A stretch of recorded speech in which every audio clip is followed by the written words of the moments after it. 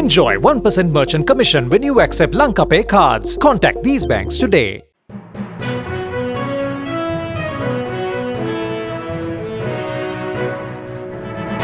Prime Minister Ranil Wickremesinghe says the country is only at the beginning of the current economic crisis and the support of friendly countries is needed to face the situation. Speaking at a special seminar organized by the Rakimu Jayatu Lanka at the Sri Lanka Foundation Institute in Colombo, the Prime Minister clarified the severity of the current crisis to the professionals at the conference. This is only the beginning. At the moment there are no queues for petrol. But every morning we have to find millions of dollars for another shipment. If we miss one, then there will be a shortage. You can't carry on a government like this, he said.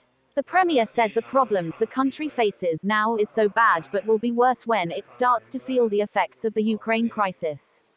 The worst is still to come, he said. The Prime Minister said if there is not enough fertilizer received by the end of this year, the country will have to face a severe food crisis. If this happens, the people of this country may have to reduce the daily intake of food to 2 meals from 3 meals, he added. I've been asked to address you on Sri Lanka's twin crisis. One has already started. Economic crisis in Sri Lanka. I need not go back to the past as to how we deprived ourselves of our foreign exchange, how we decided that we go out to it alone, and how the facts were concealed not only from the people but from Parliament and from the members of the then government. The second, and stemming from it, is also a political crisis, a reflection of the loss of confidence in a political system which allows the country to go down to this level. So this is what we are grappling with. There is the second crisis. The second crisis is the global impact of the Ukraine crisis. We are only seeing the beginning of it. Increase in fuel. It will get much worse as it goes along. As it goes along, you will find most probably be a shortage of food. The food shortage will go globally till 2024. After all, Russia and Ukraine are the largest, one is the largest producer of grain, other is the fifth largest. You cannot export the Russian grain, and Ukraine, whatever is left, cannot be sent out. Their ports are closed by the Russians, and their rail track gauge is different from that of Poland. So each carriage has to be lifted and put onto the Polish track. You can't send food out that way. And many of their fields of the agriculture area are destroyed. Even if the war stops tomorrow, it will take Ukraine at least 3 years to get its cultivation back on track. Then the rising price of fuel, the rising price of corn, again the shortage of fertilizer. So how does it hit? It hits the whole world. There is a shortage of fertilizer in California. There is a shortage of fertilizer in Brazil. How do you meet it? And there is going to be a shortage of food. Already countries are banning the export of food. That's the second one you have that you are facing. So what is going to happen? No, we are not going to add the Ukraine crisis to the Sri Lanka crisis. That is not the impact. The impact is going to be the Sri Lankan crisis multiplied by the Ukraine crisis. So this is only the beginning. And just for the shortage of dollars and rupees, we have already shaken the political system. I came today from a meeting of the political party leaders in Parliament, and they've arrived at a consensus on how the new amendment should be brought in, ensure amendment that will avoid any provision which will require referendum. But will that do? As this crisis gets worse, there are going to be many countries affected by the Ukraine crisis. Some say 40, some say 70. But we are unique. They are only getting affected until the Ukraine crisis took place, and the impact came, their economies were normal. Not in our case.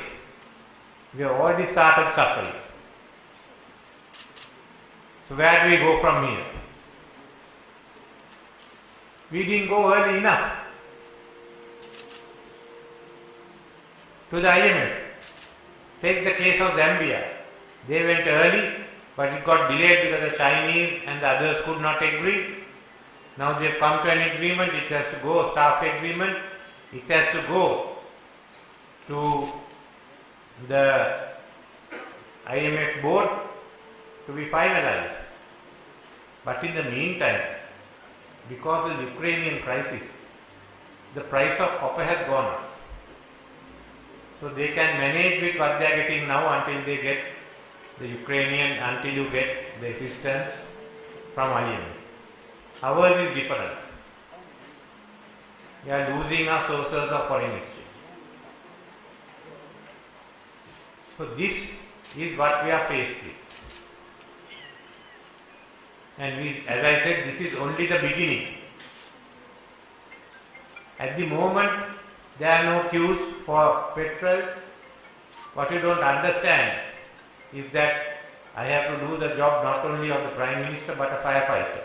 Every morning from where can you find $20 million, $30 million, $40 million to pay for the ship?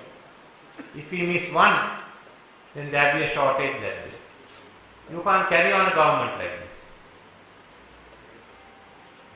The problem we face now is so bad that what will happen when the Ukraine crisis comes on is another story. We have run down our economy. We have state enterprises owning trillions and trillions of rupees to the banks. We have enterprises that are losing. We have projects which will not benefit Sri Lanka. There are no priority list. Even till recently, different agencies were actually using the different credit lines to order what they wanted. There was no priority. If someone said I want fertilizer, that was there. If someone said I want petrol, fuel, it was there. We had to establish a priority order and sort of centralize the distribution or the access to the foreign credit lines. So this is just the start of what we have to do. The worst is still to come. As you know, we may not have food. Our food supplies are enough until about September, October. Because we didn't have enough fertilizer either for Maha or for Yala. Now we are trying to get fertilizer for the next Maha season. If we do, then we will certainly be self-sufficient by February next year. What do you do in between? As the economy fails, more and more jobs are being lost. More and more enterprises, big and small, are collapsing. This is what we are going for. Time will come when people may not eat 3 meals a day. If they survive, they may need 2 meals. That situation will come for some of our people. We have to avoid hunger. Is there an end to it? where we are talking with our other nations, the friendly nations, to get help. There is light at the end of the tunnel, but to ensure there are no earth slips while we go through the tunnel. That's the problem. We cannot get through this year by ourselves. We need a few $1 billion to come from outside. Otherwise this country cannot survive. We need to get that money. We have to reach out again to the people we rejected. To the Japanese, who have been our friends from the 1952 to today, who are hurt by what happened. Which country rejects $3 billion worth of aid without a thank you, without even having a negotiation? Let's say we don't want it. Then how do you bring back confidence in those people? We are lucky that India has come forward to help us at the hour of our need. Other countries are chipping in. China has come with assistance, but someone in the government went and negotiated a loan, a swap, which we cannot use. We have to look at Europe and the West, but unfortunately the West are also holding. China also has a problem with COVID and the downturn in the economy. The West is having a problem. One is the inflation that is raging there. The price of fuel has gone up. And secondly, they are putting their money into Ukraine. Over $100 billion have gone into Ukraine. 100 billion less for the rest of the world. So it is essential that we do, that we get help from our friends and make up with them. If the fault is ours, we should apologize. If the fault is theirs, tell them it's your fault. You can't have friendly relations with countries and then throw them aside. Some official decides we don't want it, however high he is, and that's the end of it. What is the end result? We are starving. Whenever we had a problem earlier, it was Japan who bailed us out. I remember during the Kuwait war, when all our people had to return from the Gulf, and President Premadasa sent me to Japan to meet Prime Minister Kaifu. He took the letter, he put it on a side, said, yes, I'll ask my people to study, and then before I went, I was told, there are $600 million for you. $600 million in 1990 is a big thing. That is how we work. Today it's different. So I have to spend time rebuilding trust with these people, talking with them, to increase assistance. Some other countries have promised the government earlier with assistance, but that's not enough. We have to reach out to the ones like Japan. India had started the process, China had come in, but Japan is needed and the West is needed. Then we have to sit down. We have talked with the IMF, push through agreement soon. There are a large number of countries where we will go up to the direct board. And at the same time, we have to decide on our debt. What are we going to do? How is the consortium going to work? Because the Chinese criteria is different from that of others. So how do you ensure that all of them share the burden equally, though the systems may be different? This is another issue that we are facing. We have to get all of them together. Who is going to summon the consortium? Where are they going to meet? And how are they going to agree? So we have to speak to all the members to see how we can help to iron out the differences. So this is the situation we are in. To go forward, we need their help. We have to get their help. Then only we can start working out within the country. Otherwise, we will find that gradually the economy is slowly coming to a halt in different sectors. Already the construction industry is coming to a halt. Tourism has fallen by the wayside. Two are major sectors of the economy. Into this, we have to ensure that people at least are fed. Food is available. So we would like to start, we are going to start a food security program of cultivating our own food. And that will have to go on till 2024. Because 2023 also may be a bad year globally. So 2024 we have to go on. And I hope that all of you and others will join in this effort. Within this, we are working an economic stabilization program. I have appointed a council and they will be meeting, stabilize the economy, make the money available and revive the economy and ensure that the real economy starts functioning again. But that is not enough. The next is, how do we recover? What are we going to do?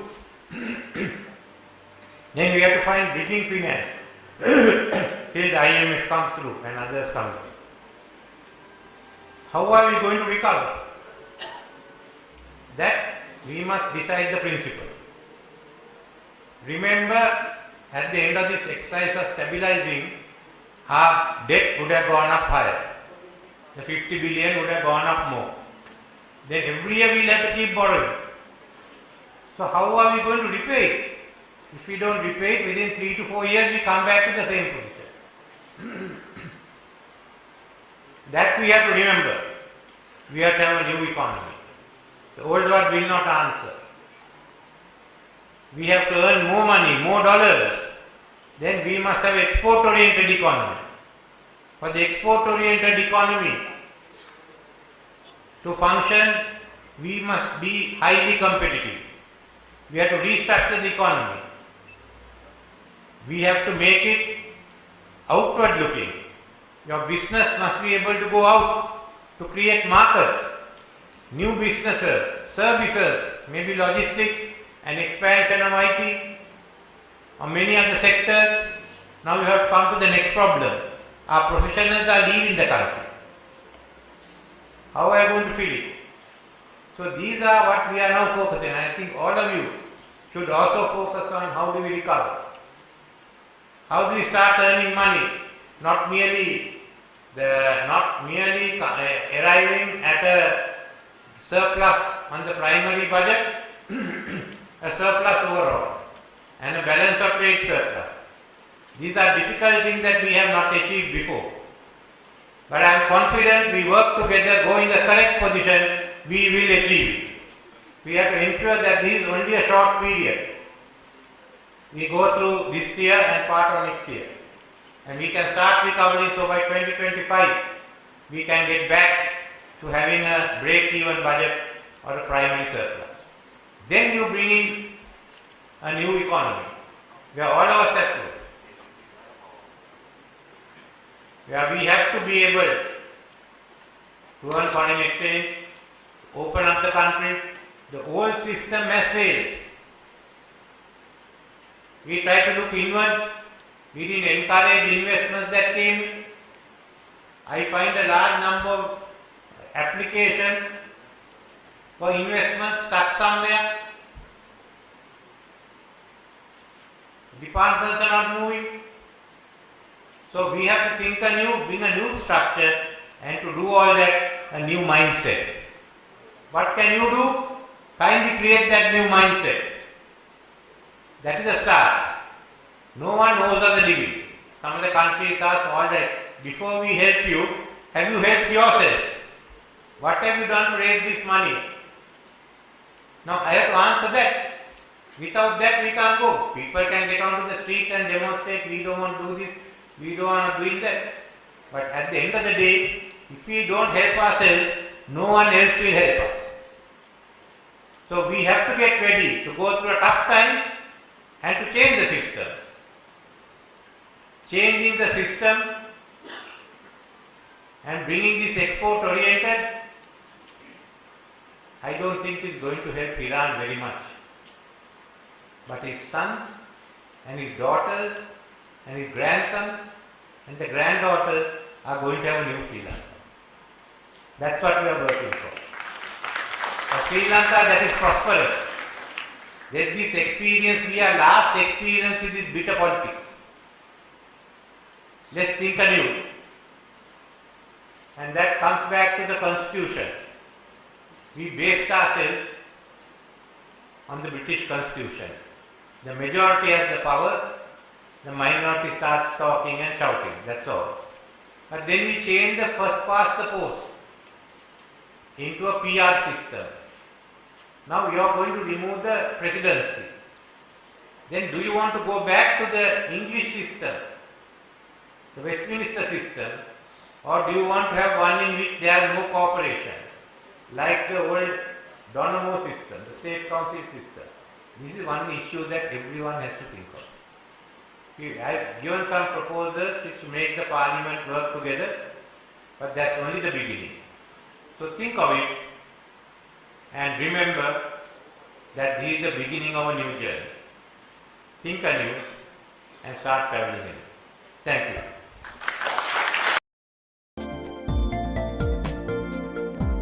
For more latest news, subscribe to FTTV.